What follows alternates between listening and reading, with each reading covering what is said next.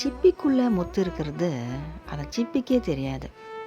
அப்புறம் அந்த சிப்பிலேருந்து முத்தை எடுத்துட்டு அந்த சிப்பியை தூக்கி தூரமாகவும் போட்டுருவாங்க.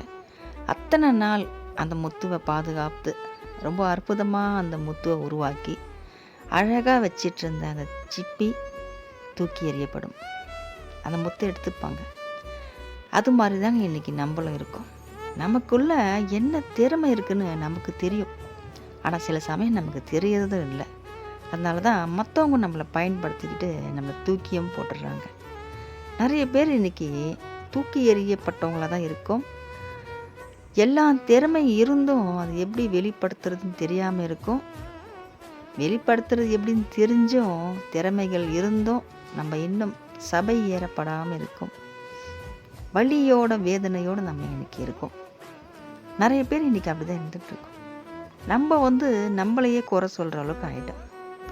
நமக்கே நம்மளை பிடிக்கல, ஏன் பிறந்தோம், ஏன் வாழ்ந்துட்டுருக்கோம், மற்றவங்களெல்லாம் இப்படி இருக்காங்களே, நம்ம ஏன் இப்படி இருக்கோம், ஒன்றுமே புரியலையே நமக்கு. நம்ம வாழ்க்கை எதுக்கு தான் வாழ்கிறோமோ, இல்லை இப்படி தான் வாழணுமோ, தெரியாமல் நம்ம ஆசைப்பட்டுட்ருக்கோமோ, எப்போ நம்ம நல்லா இருப்போம் அப்படின்னு இன்றைக்கி நம்ம கும்பிடக்கூடிய கடவுள் முருகர்.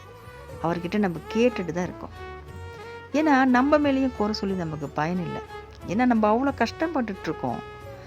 அத்தனையோடைய கசப்பான ஒரு சம்பவத்தில் நம்ம சந்திச்சிட்ருக்கோம். கசப்பான மனிதர்களை தான் நம்ம தாண்டி வந்துட்ருக்கோம் இன்றைக்கி.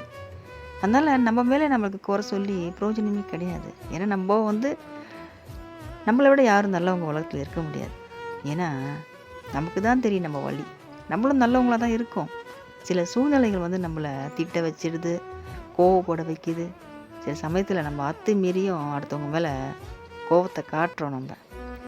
ஏன்னா நம்ம நியாயமாக இருக்கோம். நியாயமாக இருந்தாலே கோவம் வருமே. நியாயமாக இருக்கோம், நேர்வழியில் நடந்துட்டு இருக்கோம், முருகனை நம்பி இருக்கோம். முருகா எனக்கு இது நடக்கணும்னு அவர்கிட்ட தான் நம்ம போய் முறையிடுறோம். நம்மளாம் எதையுமே எடுத்துக்கிறது இல்லை. முருகர் வாழ்க்கைக்கு இன்றைக்கி கேள்விக்குறியாக இருக்கு என் வாழ்க்கையை. முருகர் நமக்கு வெளிச்சம் கொடுப்பாரா?